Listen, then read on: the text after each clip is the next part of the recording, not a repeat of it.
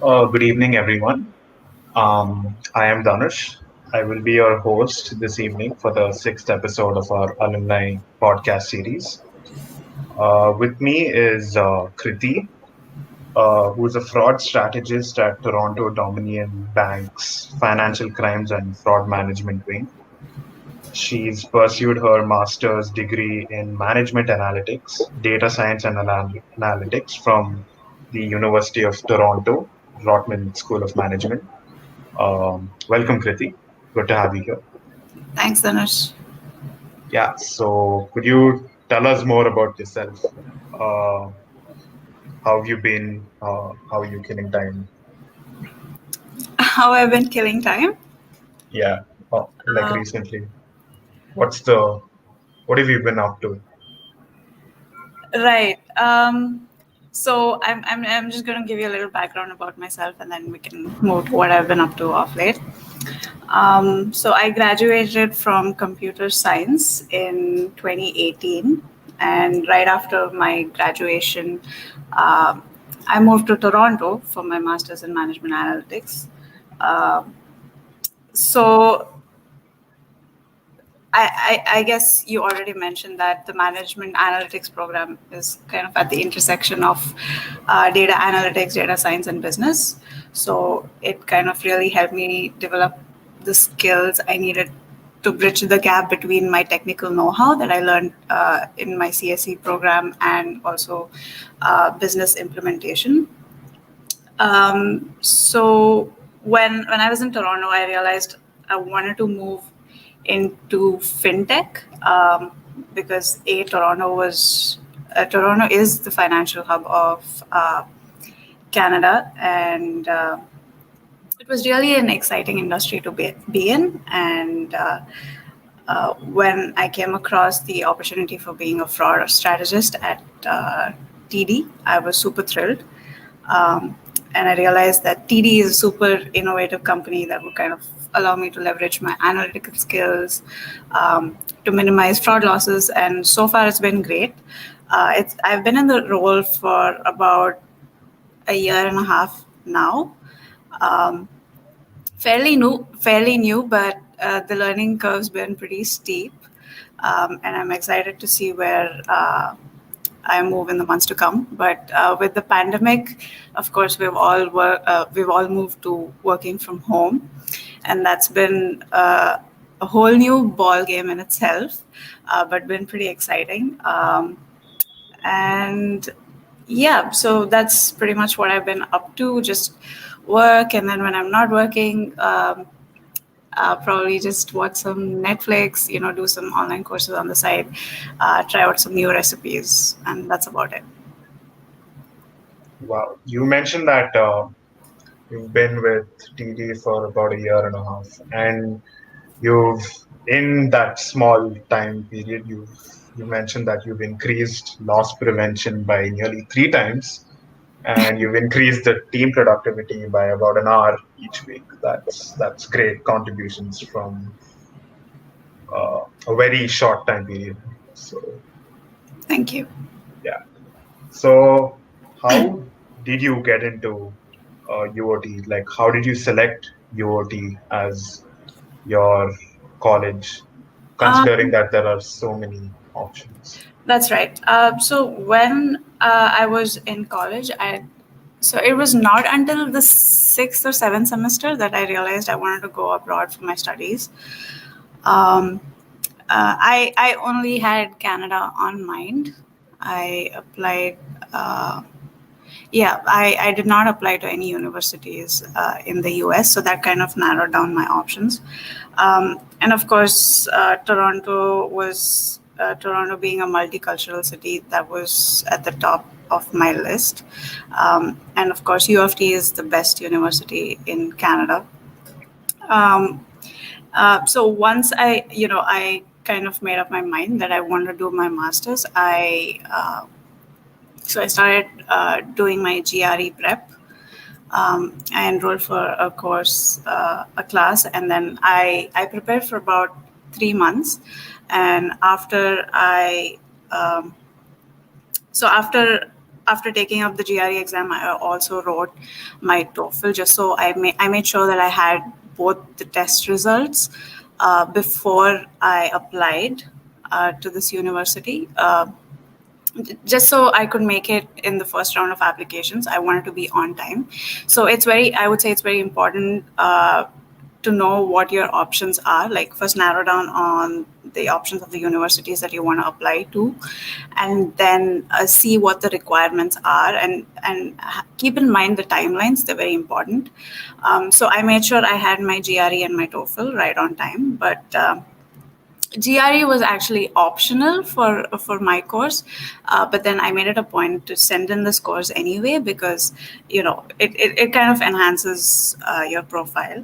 And apart from that, of course, apart from the scores, I realized it was also important to build your profile. So I got down to working on my essays. I spent a considerable amount of time on them. I also reached out to a few seniors who kind of sent me the samples of the essays that they had written, and I kind of referred to that. I had some family members kind of proofread and provide feedback on some of these essays. And then, so by the time the first round of admissions opened around, I guess, in October, I was ready with everything I needed to apply. So one was the timing. The other thing was it's just how you build your overall profile. It's not just your GRE score or your TOEFL score or whatever it is. And I guess that's how I've been able to, kind of navigate the application process. And now I graduated. Right. So, considering that UOT is one of the most competitive, obviously for being one of the best colleges in Canada, um, what are their admission requirements and criterias? What's their acceptance rate? Um, I don't have a number about. I don't have the number at the top of my head, but I can tell you, like I said, it's not just about your scores, but also your academic profile. If you've been like a consistent performer throughout your undergrad, that counts as well. Um, and I would recommend building a personal brand, like probably an online brand, like your LinkedIn profile or any social media. It's like a way to stand out from the crowd. Um, so when you are applying for universities, you do some kind of research on the university you're applying to, but they do the same about you when when they're looking to kind of accept students. So make sure you have a good online presence. Make sure you have good credentials to your name, and so on. Yeah. Right. So, yeah, I just looked up the admission criteria, as you said that you didn't uh, couldn't pinpoint the exact number. It says you need a minimum of 3 of a UOT scale. Mm-hmm. Not sure what that means. Uh, Also, the one interesting thing I came upon is that your master's is 11 months of duration, Oh, okay. compared to like the traditional 2 years. Yes. Yes. So, could you tell us more about how college life was in 11 months? Oh, you can. Oh, that's interesting that they've actually changed it to 11 months. So when I first joined, it was 9 months. Oh, wow. So it was, I guess we had about 6 courses each semester. Sorry, 4 or 5, not 6. Sorry. So it was pretty hectic, I would say. Um, and it's actually interesting now that a lot of colleges are introducing shorter master's courses, which have its own kind of pros and cons. But um, as far as my decision to take up this master's, 9-month master's is concerned, like I was sure that I didn't want to do a research or a thesis-based program. I was always inclined towards a master's, in business. rather than a Master of Science. So the MMA was like a perfect option for me because I wanted something that allowed me to tie my technical and business skills together. And now that I had already had some of the technical skills, I also wanted to gain exposure to the business world, and the MMA does a great job of delivering that. And of course, the duration also made it an attractive option for me because just imagine being done with your master's in 9 months, you know. So that's great. Yeah, so that's about it. And then 9 months was obviously quite packed. Well, I personally did not want to take a part-time job because I wanted to concentrate on my course. And I would not, like, if anybody is taking up a master's course which is less than a year, I would not recommend doing a part-time job because it can get really stressful. um, and yeah, like there were some pretty long nights. um, Right. yeah, yeah, it's just a part of the process. Okay. So you mentioned that uh, generally a master's program that's below an academic year Hmm. conventionally, Hmm. it's not advisable to do part-time jobs. But I looked up the tuition fee for like an international student, Hmm. and it's just staggering, almost $70,000 Canadian dollars. Yeah, So, how would you suggest make like making up for that? Because usually, what one would do, I'm just saying what the Mhm. general um like the general, I don't know, norm, if I can call it, is that Mhm. um student works part time Right, to make his need to be self sufficient with his needs. right. So, how would you suggest to do that? I would. So Rotman does have a few scholarship options.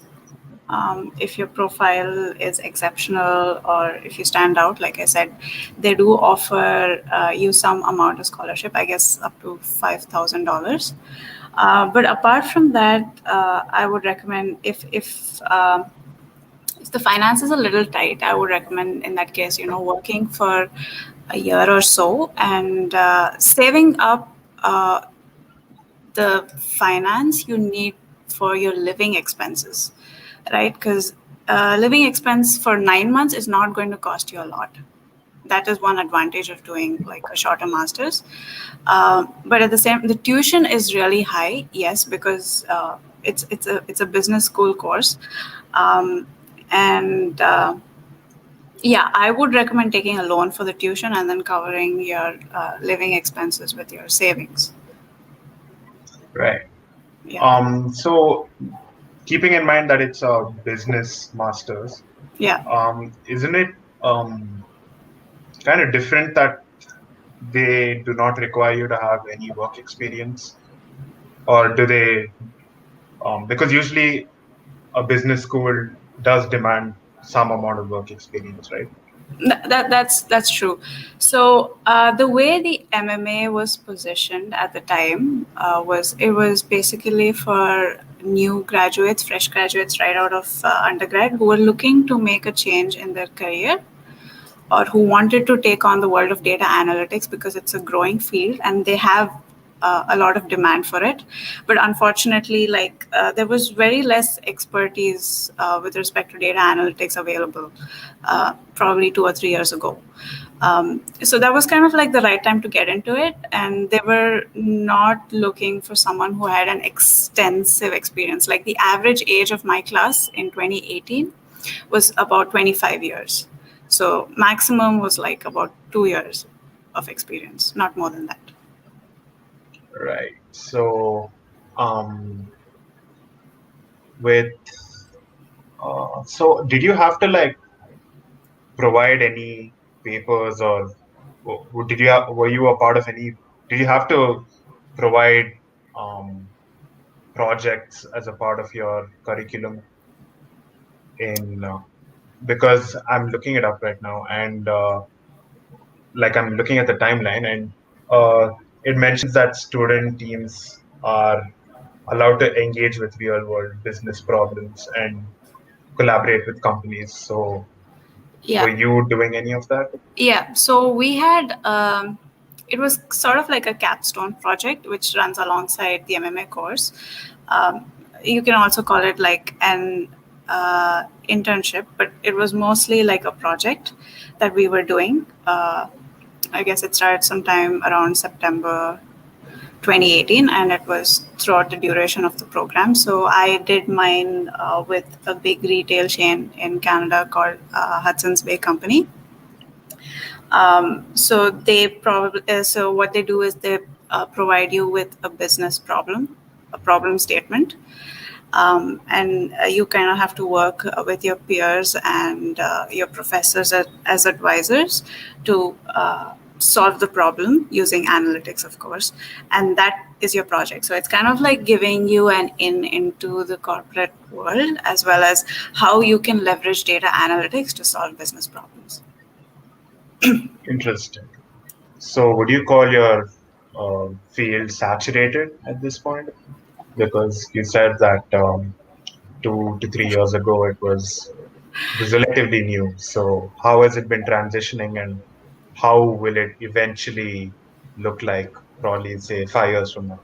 I don't know. I don't think it's saturated. I'm pretty sure there's like plenty of opportunities because there's a large wealth of data and you need someone to make sense of it. And now everything is digital. So I don't think it's going to go out of fashion anytime soon. Um, and also with industries moving towards automation, artificial intelligence, uh, like data analytics is the first step towards that, right? So I would say no. I wouldn't say it's like saturated. There's definitely a lot of opportunities for data analysts and data science professionals. Right. So, with that in mind, would you call your role technical or like completely business related? Because what's the difference between like a data scientist and a business analyst? That's a good question. Yeah, it's a so my role is a blend of both. It is technical. I do use SQL on a day-to-day basis, and much of those fundamentals actually come from my computer science background. So that's great. So that's and then of course there's this piece where you also use Python to munge your data. So that's the technical piece of it as well. And then there's business communication, which is very important because whatever work you do, like you understand the technicalities of it, but you are supposed to explain it to probably a non-technical leadership team. So that's where your business communication skills come into picture, and that's very important. And I believe that that's exposure that you get when you go to a business school, and it really helps you develop those skills. A data scientist role is also similar. It's just the work that they do is slightly more technical in the sense of statistics and research, whereas Right, mine is more like business related data analytics.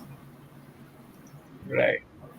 So, what requirements would you need in turn to stand at a good chance of getting accepted?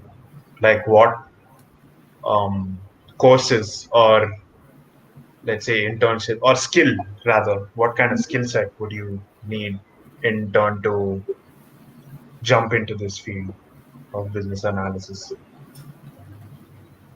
Um, like I said, so now that I know most of us here, like we come from an engineering background, so it's given that we have some amount of technical skills, which is great. So those skills are kind of portable towards data analytics, um, because data analytics is not just about coding, right? Coding we can do, we can learn it, but it's also about understanding the business problem, the problem that you're trying to solve for. It's very important to get an understanding of the business.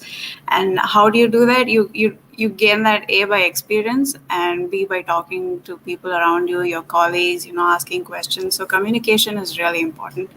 And then comes the data analytics part. Most of the framework I learned during my master's. So in terms of the courses you will require, um, I would obviously say a master's degree in data analytics does help. But apart from that, if you're looking to do some online courses, there's plenty of resources available on LinkedIn. I believe Udemy is also a good platform, and of course there's Coursera. But don't just do it for the sake of just getting a certificate and showing it on your resume. Try and spend more time on understanding the intuition behind it, so you know exactly how it can be applied. Right. So when when did you get clarity as to when you decided that, yeah, this is my field, I'm good at this, I'm gonna pursue this later on? Like Yeah, at what probably year or semester, that's a good and how? question. Yeah. So yeah, like during my bachelor's, like I did gain experience in working like with many languages, C++, Java, Python, and so on.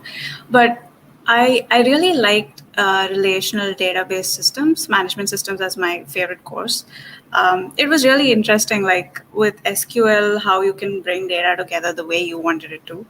And It's funny because I also took up the big data analytics course offered by Gian in SJC. I kind of sacrificed some of my Christmas holidays and took that up as well. So for 2 semesters, I was doing that. I'm not sure if they still offer it, but do they? I am not sure. Could you tell what it is again? Uh, Gian? Gian, yeah, Global Initiative of Academic Network.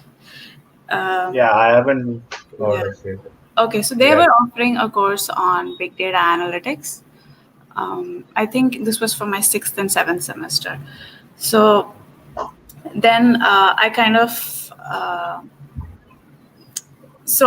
gained insight into big data and analytics, and I was kind of inclined towards it. Like, although I did not quite grasp all the concepts that were taught at that time, I was aware that there's this field that's booming and it's good to be in. And then I also took up a data mining elective. I guess it was again in my sixth or seventh semester. I can't recall, but I was really interested in it, so I knew that this is the path that I wanted to pursue. Oh wow, so that's great because I'm not too sure if we have been given that option yet. Maybe I should inquire with seniors more Hmm. if that's still a thing. So I mean, it's definitely worth sacrificing your Christmas holidays for it. I mean, Yeah, so Christmas is coming soon for you, so it's like a 10-day course. It's like I guess you just have to spend 10 days, and you'll have a test. So it is a credited course. You'll have to drop one elective and then take this up as a credited course, if that's what it is. Yeah. oh, okay, okay. So that's actually better, right? Because instead of having an elective over an entire semester, you Yeah. get this done with 10 days. Yeah. So yeah, that's cool. So how different or contrasting would you call life at UOT compared to life at SJC? It's not really an apples to apples comparison, um, because SJC, like I was at home, right? Like Mysore is my hometown, um, and the environment was different. But here, it's like a new foreign land where I'm just trying to understand the system and then balance my coursework, and all of that fun stuff. And of course, what I do like is that even though there were days when I used to like really crib about JC being hectic for the 5 internals per course kind of thing. I realized that it kind of prepared me to also face a very challenging master's period. So that Right. definitely helped. Um, uh, yeah, the experiences are entirely different because, of course, moving to a new country and doing your master's is definitely more challenging than being at home. Um, but yeah, that's pretty much it. Yeah, if I can probe further, how different? Like, what's the how? Like, what changes did you face when you were pursuing your masters, or just generally life in Canada compared to life here? Considering that you wanted a diverse community, Yeah. so So when I moved here, like I didn't have any roots in Canada. Like I didn't have, I still don't have any family or relatives. So it was much about like exploring how the system works. You know, paperwork, legalities. You got to maintain your student visa status and so on and so forth. But I was lucky that so one of my friends, he's from India, and he was in the master's program with me as well. So he landed in Canada about a month before I arrived. So he kind of helped me navigating some of the basics, like, you know, getting a mobile connection, opening a bank account, and so on. Some of those things are like really different over here, and you kind of need someone to tell you how the system works. If not, I swear by Google. Google is a great resource. Um, if you search hard, you're going to find any information on anything you need. So just be sure to do your homework, and you should be good to go. It's fine. Thousands of people do it every year. So right, yeah, that's cool. I mean, I kind of find it funny how Google has answers for everything else except for like if you probably Google like a health problem, you'll end up with saying that you got cancer or something. So yeah. Well, yeah, yeah, the internet is a great resource. You just have to, you know, squeeze out the value out of it. right, right. So you also mentioned that you work for public relations in MAD, that is Make a Difference. Hmm. So could you share your experience with MAD and how that probably helped your personality? Right. Yeah, I think it was a great experience. I did get to teach math as well on some days for boys in the shelter home, just located around the city. In fact, I encourage everyone to take up some volunteering in the free time. Um, it's simply because, you know, the aspect of helping and working with others can have like a really profound effect on your mental well-being. Like you kind of develop, you know, a heightened sense of gratitude for the things you have, and you just learn to appreciate things a little bit more. And personality wise, of course, it's going to uh, develop humility, communication as well. For example, I had to teach math to kids who were not very well versed in English. Like, how do you communicate math when, like, you know, someone's not understanding what you're trying to say? So you have to come up with innovative ways to teach math. Like, for example, if you're teaching them fractions, you do some paper cutting and you tell them, okay, this is 3 by 4, that's 1 by 2, and so on. So kind of sharpens your creativity and, innovative skills and so on. So it was a great experience. Wow, yeah. So that's really generous, like selfless acts that you've been in, teaching others, probably helping them later on. I'm pretty sure they will remember that. Mm-hmm. Yeah. So, did you participate in any other extracurriculars, MAD aside? Like, were you part of any other clubs, and how how would they how would they help you as well? I don't recall being part of any clubs. during my time at JC. I think I think for one semester or something, I did enroll for the Linux Campus Club.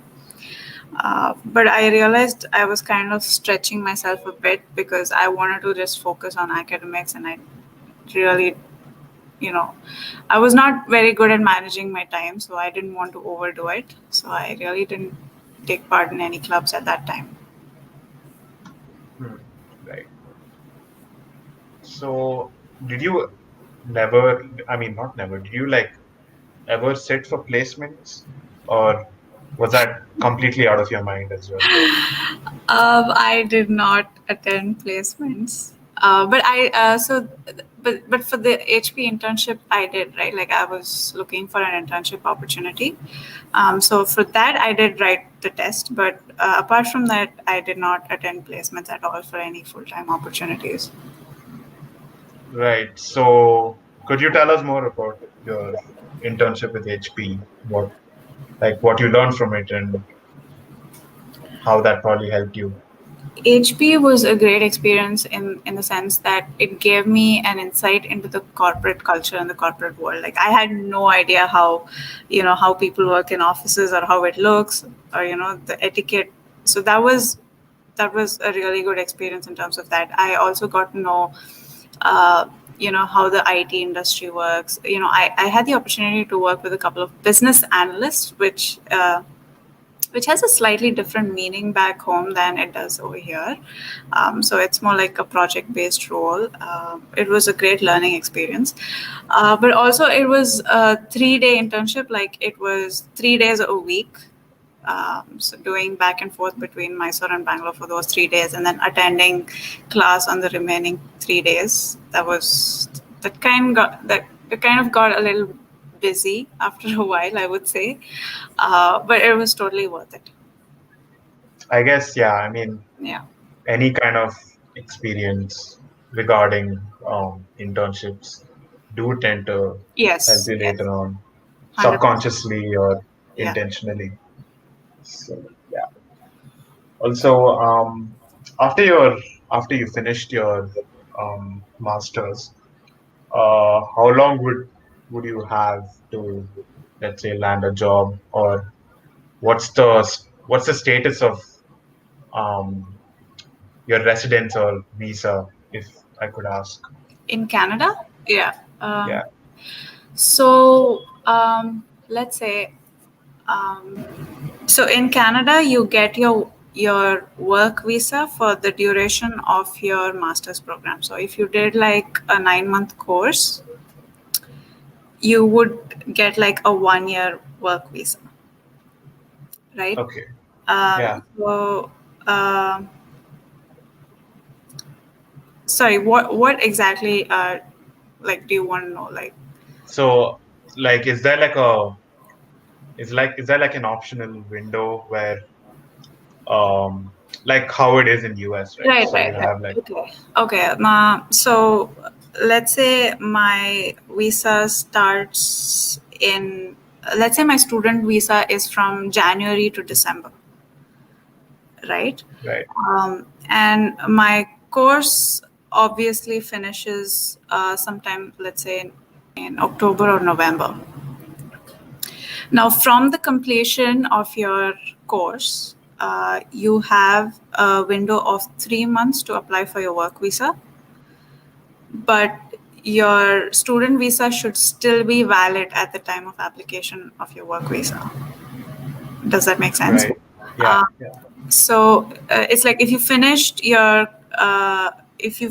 your course on October 1st, you apply for your work visa on October 2nd. So your student visa, which is until December, is still valid. But also you're kind of like maintaining your status. Like before your student visa expires, you've already applied for a work visa. And after your work visa typically takes about 3 months. And in that 3 months period, your student visa is going to expire. So, Right. but because you have already applied for your work visa even before that expired, you'll have something called as an implied status.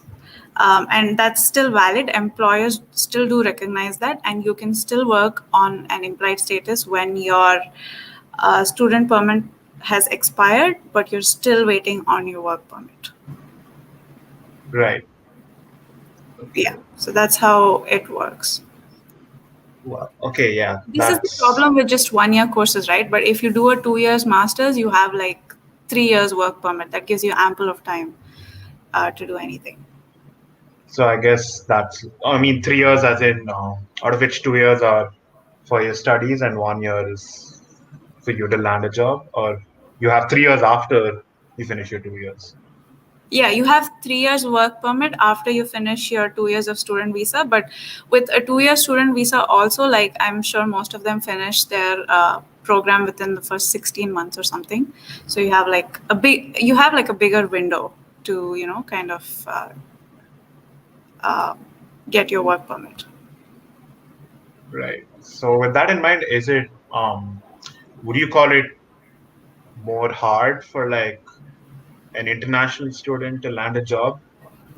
Is it required for I mean, I guess there's a reason why it's given you an option for 3 years. Is it hard to like land a job as an outsider? I wouldn't say it's hard. I would say it does take time, and it's nothing to do with because you're an outsider or not. It's just how the job market is. It's quite similar to how I guess the job market is in India. You at least need it. At the least, you need three to 6 months to land a job. Um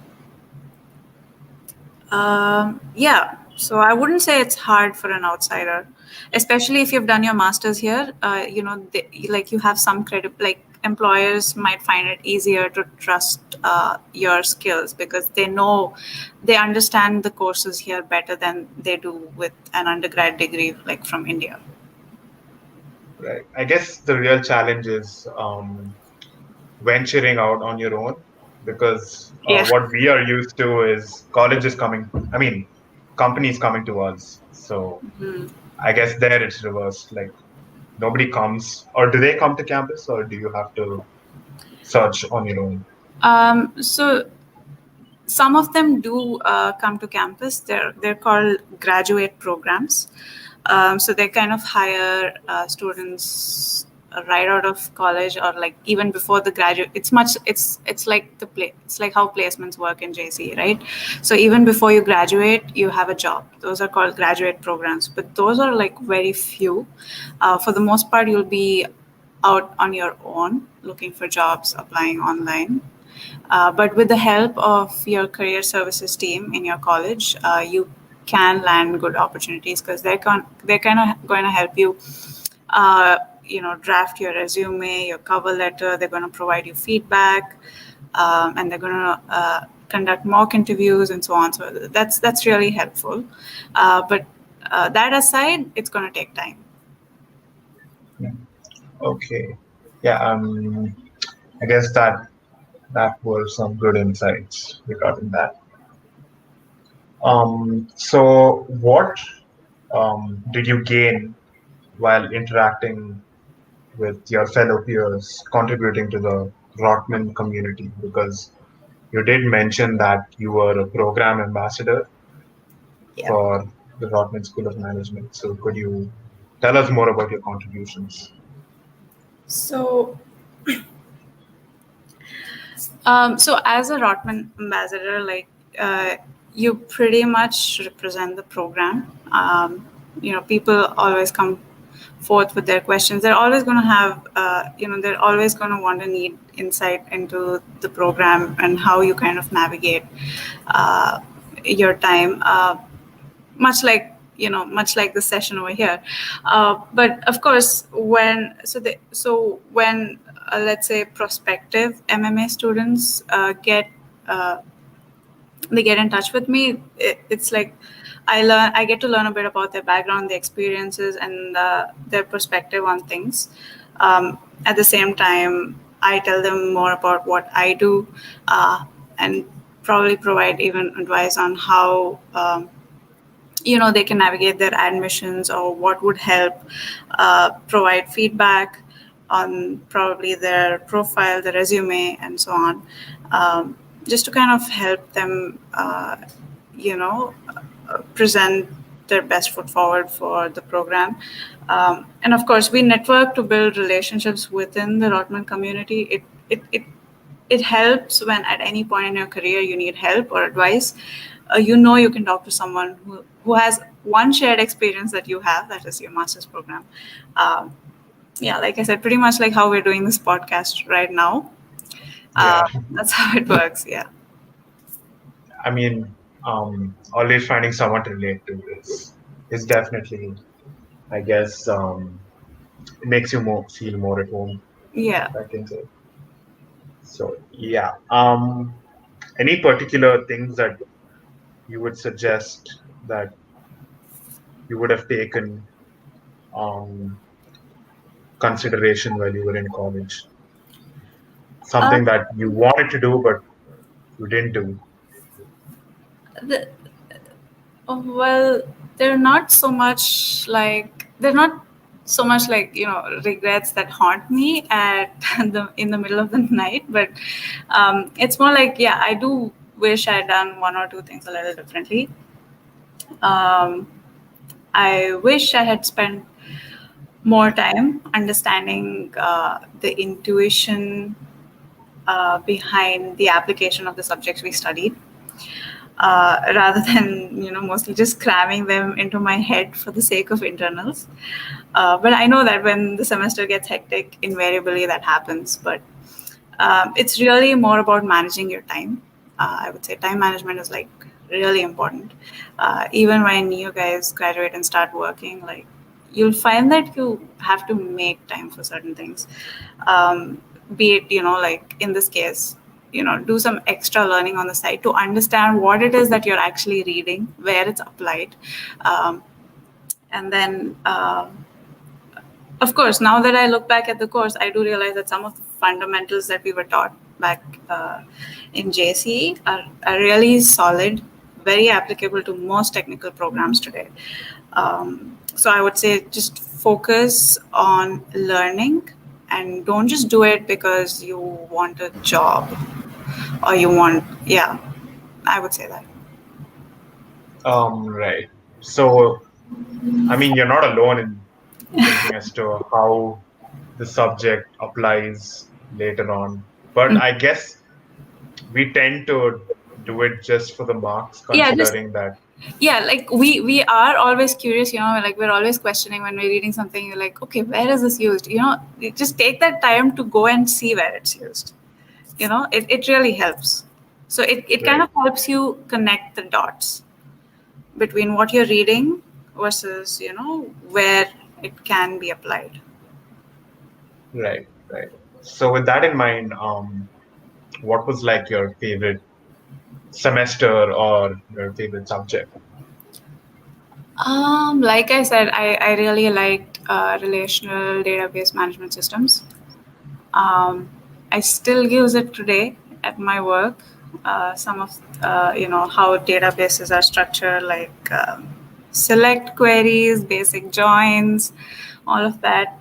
It's fun, and once you kind of get the hang of it, it's like if anybody throws like a million records of data towards you, you just know how to get what you want. So that's I always like that. So I think that was in my third year, if I'm not wrong. I think sixth semester. I guess fifth. Yeah, Fifth, we have that now.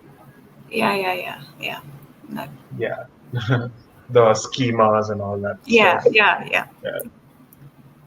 Yeah. So essentially what we have to do right now is to share our screen and like show our work. Okay. So because of like the online classes going on, Mm-hmm. there's no way of validating how much the person's learned in SQL. So yeah, so they check our work online by making us share the screen now. So yeah, just felt like I needed to throw that But yeah, across. as long as you know what you're doing, that's okay. It doesn't matter like how much marks they give or what it is. Just focus on your learning. Right. But don't you feel that's kind of like contradictory considering that at the end of the day, your marks do kind of help you get the college admission that you want. Like That's that's their priority. that's true, but I feel like, if you know what you're doing, you will get good marks. You Right. know, like so tomorrow if they ask you like a twisted question, you'll know how to answer it, right? So Right. invariably you'll end up scoring more than peers who don't know how to answer that. Right. Right. Right. So how would how has the pandemic affected your work situation? Were you always working from home or No, we actually had to go to the office just like anywhere else. Um, uh, but now we've been working from home for like 8 months. Initially, there was a period of transition where it was mentally really challenging, I would say, because I had this period where I did feel a little isolated. There was, less social interaction. Like I was at home all the time, nowhere to go, everything was locked. Um, so that was challenging, but now it's like this is the way of life now. And I guess that's kind of like uh, the thing with change, right? Initially, it makes you uncomfortable, but then it becomes a new way of life. Um, but yeah, like my company was really quick to adapt to the whole work from home thing, because I know that initially some companies, they did have problems with like connectivity and access, because they're actually not set up to support so many people logging in remotely, right? right? So my company was actually pretty good in handling that. They were quick to adapt to it. They upgraded all their systems and stuff. So we were up and running within a month.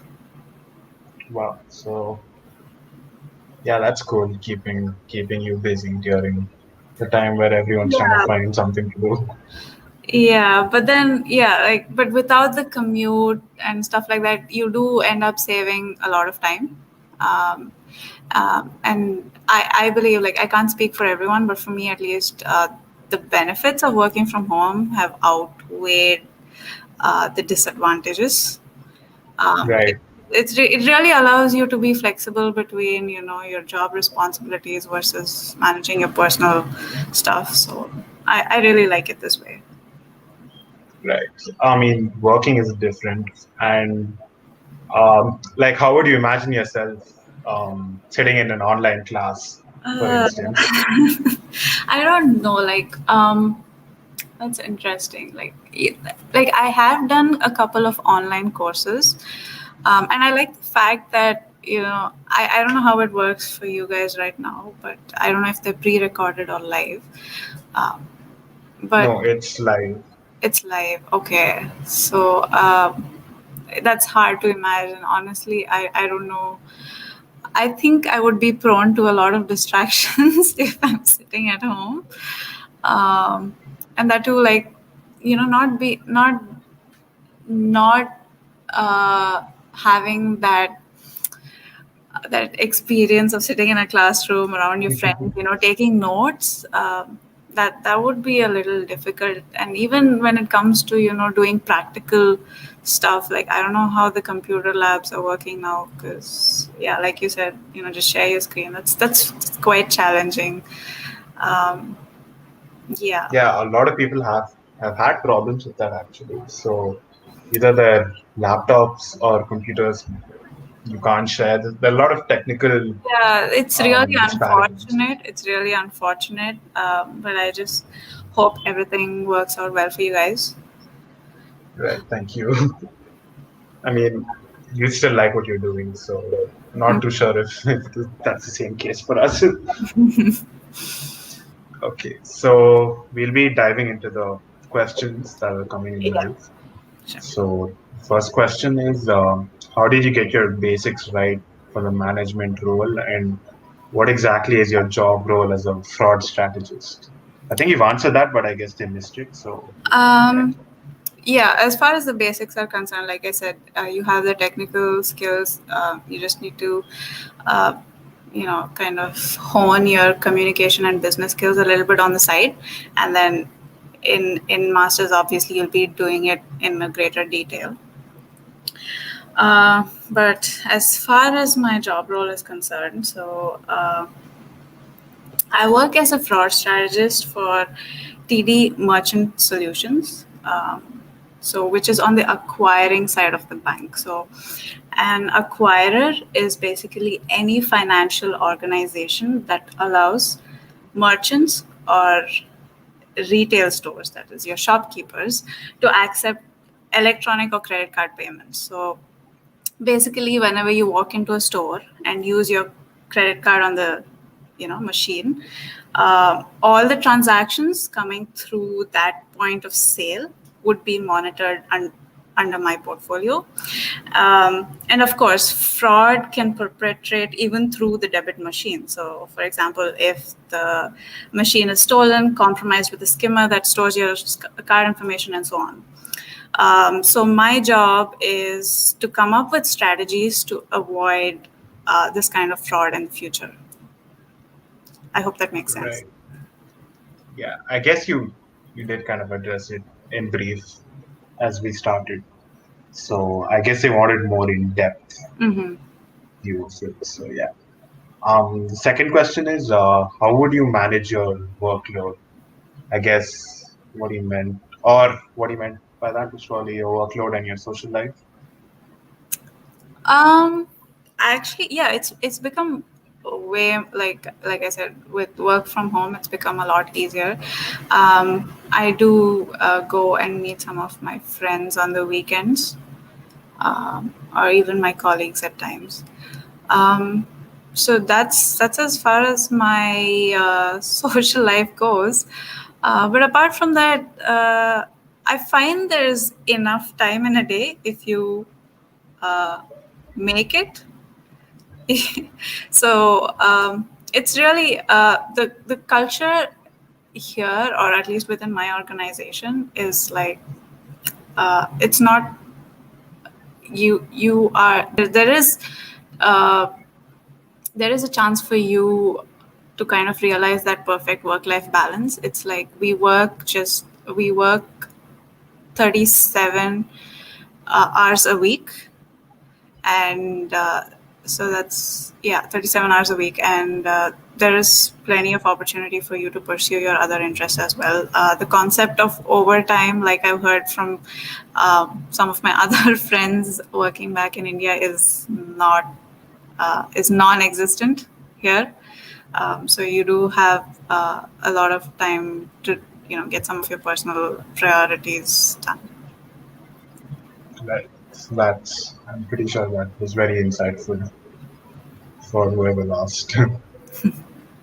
Okay, so another reason is any specific reason to choose only Canada. And I kind of back this too because there are so many options. Is there any particular reason why Canada attracted you the most? I would say, I mean, would it be fair if I said like it was just mostly to do with my intuition? Like I just felt like Canada was the place for me to be, and also like the courses that Canada was offering, or at least U of T was offering, was like I found them much better than some of the US counterparts around the same range. And of course, like I know that Canada, Toronto especially, is a super multicultural city, more welcoming than the neighbors down south, probably. It's also a safe country. And of course, Toronto, like I said, is the financial hub of the country. So plenty of opportunities here, a lot of opportunities for growth. So yeah, that's why I chose Canada. Right. So would you say Canada is more competitive, considering that there are very few premier institutes, like there are just like 5 or 6, compared to like US, where there are like 20 to 30 like top tier schools.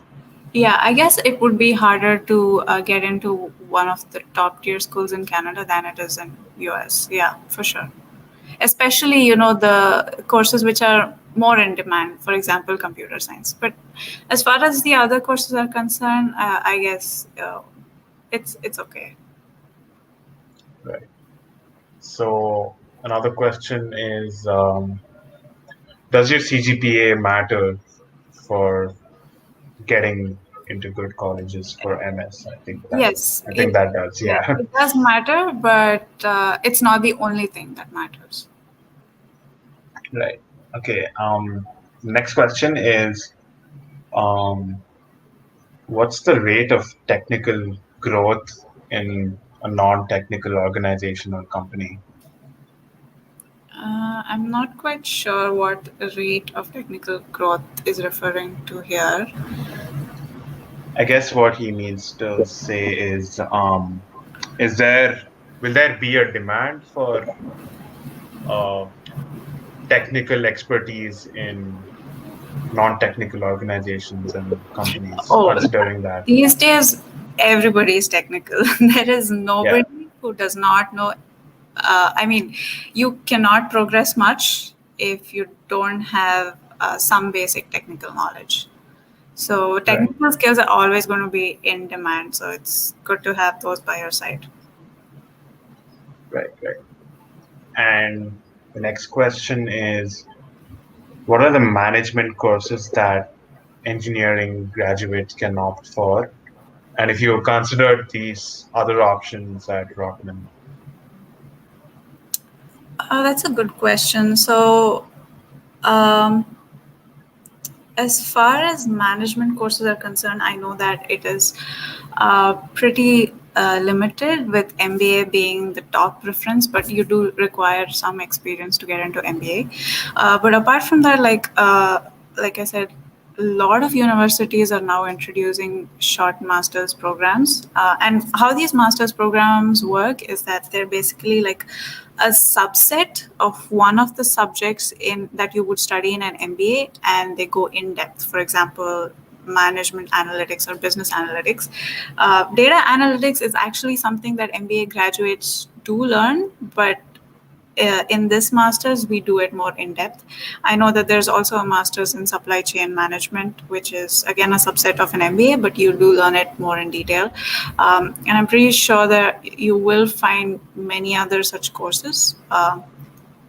Well, I just had two at the top of my head right now. But these are some of the things that you can explore. So when you're talking about management courses, I would say they would mostly fall under the less than 2 year category. So if you're looking for that, maybe do a little bit of research around, what your options are in that. Okay. Um, Also, adding to this question, is there like any other, like how you made your jump to business degree? Is there, apart from analytics, is there like any other non-technical masters which accept um, engineering graduates, which um, I don't know how to word this more, but Yeah, like I said, I don't think anything is non-technical these days. I mean, especially even if you're looking to do okay, I guess an MBA would be a good option if you're not looking to go too much into technical. Um but the other masters or specialization courses are fairly technical, and when we say technical, we don't mean coding, right? Technical can be like in terms of your understanding of stats or just math equations, or how you formulate an equation, or just uh, your ability to do some basic operations with data, be it in Excel or any programming language. It does not refer to um, hardcore coding. right, yeah. I've also heard of an engineering management as another field which students tend to go into Mhm. as a non-technical degree. like you said, it's very similar. It looks to combine the business aspect or the management aspect with technical the technical aspects which an engineering student has. So, what's your take on engineering management as a degree? I'm not too familiar with it, but I would say, like, go through the course, like, see if it interests you in terms of what it has to offer. Do the subjects align with your interests? Um, are you okay with the level of technical expertise you will be developing after the course, or do you have the prerequisites needed to do that course? These are some of the things that you have to factor in while making your decision. But I would say anything that gives you a little bit exposure to business is always good, because I feel like, my personality as a whole has developed after going to a business school. Whereas I know in most technical courses, they focus mainly on, like, research and thesis and things like that, and you don't really have opportunities to, like, network within communities, like, during the program. But in a business course, they are going to emphasize on that as well, like your communication, your personal branding, and so on and so forth. So yeah, I would say it would be a good course to do. Also, yes, also look at the job opportunities, what kind of roles you will land after doing that. That's important too. Yeah, that was another question that just came. So, would you recommend MIM, that is Masters in Management for Canada? Actually, I know I have. I guess a couple of years ago I did do some research on this course, but I wasn't quite sure what kind of job opportunities I would get after a master's in management. It wasn't quite clear to me at that point, because I know it was a non-tech. It was a fairly non-technical course. Um Right. so yeah, I don't have enough information about that.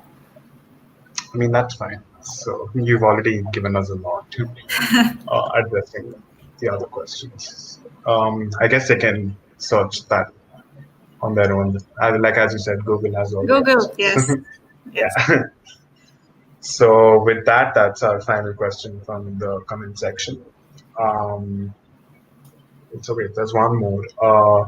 Any Netflix recommendations? Oh, plenty actually. It's interesting because just yesterday, I guess a new series was launched, Mismatched, Indian Indian series, with Prajakta Kohli as the lead. It's quite interesting. Kind of finished the first season with that.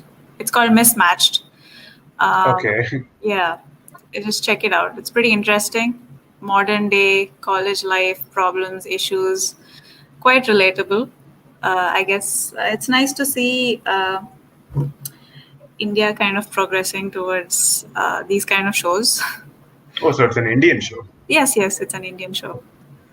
It's Okay. in English. Oh, okay. Yeah, Okay. it's good. So with that, we wrap up the podcast before we jump into the rapid fire questions. So thanks a lot, Krithi, for your patient and very insightful insights. I um, I was super excited to do this, and I want to thank everyone for joining this session. And I really do hope that you take home with you some really useful insights that you can apply, or I hope there's some useful information in this that'll help you kind of navigate your career paths. I'm sure there's a lot. So with that, we'll jump into our rapid fire round. Um, so are you ready? Yes. Okay. Okay. So New Year's Eve or Christmas Eve? New Year's Eve. Okay. Outdoor fitness or indoor fitness? Outdoor. Yeah. Okay. Niagara Falls or the Pacific Rim Park? Or the, sorry, what? Pacific? The Pacific Rim Park. Oh, I haven't been there, so I would say Niagara. Oh, okay. I assumed you did. So, okay. 7:30 a.m. class or 5:30 p.m. class? Oh my God, neither. You have to choose. I'm sorry. um, 5:30 p.m. Okay. Um, Having an Indian accent in Canada or having the foreign accent in India? Just be yourself. Yeah, having the Indian accent in Canada is fine as long as you're talking all right and people can understand you. It really doesn't matter how your accent is. So yeah. Okay. Hiking up a mountain or skiing down a mountain? Oh, hiking up. Okay. Road trip or a cruise? Road trip. Okay. So with that, we end our rapid fire round as well. So with that, we can formally end the sixth episode of our podcast. Thanks a lot, Krithi. Um, Thanks, Dhanush. You were if a good. anyone, yeah, thanks a lot. If there are any other queries, you can reach out to Krithi. I'm sure she'll answer them. Yes, I'm pretty active on LinkedIn or any social media really, so feel free to reach out. Yeah, sure. Thanks a lot, Krithi. Okay. With that, we can also, before we wrap it up, there's a feedback link in the comment section. In case you guys have any feedback regarding how the podcast should be conducted in the future, you can fill it up, please. It'll be on Instagram. The page is quite active and we will consider them. So, thank you. Uh, with that, we shall wrap up the podcast. All right. Thank you guys. Bye bye. Bye.